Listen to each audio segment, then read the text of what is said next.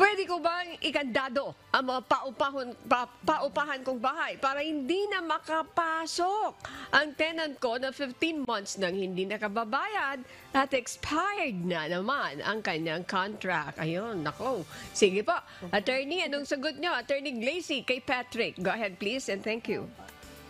Ito po yung sinasabi natin, Miss Annie and Attorney Dat, no, na ang tanong po ng second sender natin ay taking the law into your own hands.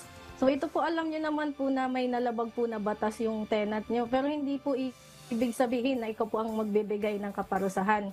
So the short answer po, hindi po pwedeng ikandado ang paupaang bahay kahit po hindi nagbabayad ang tenant.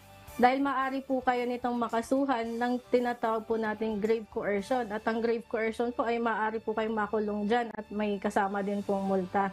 So ano po ang maaari pong gawin kung hindi po natin pwedeng ikandado ang paupahang bahay? So dito na po papasok ang sinasabi po nating ejectment cases.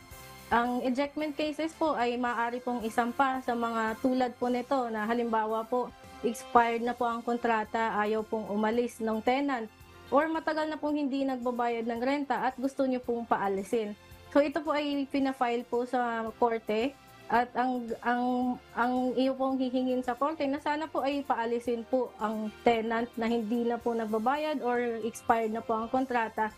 At the same time, pwede rin po kayo makahingi po dito ng danyos or damages.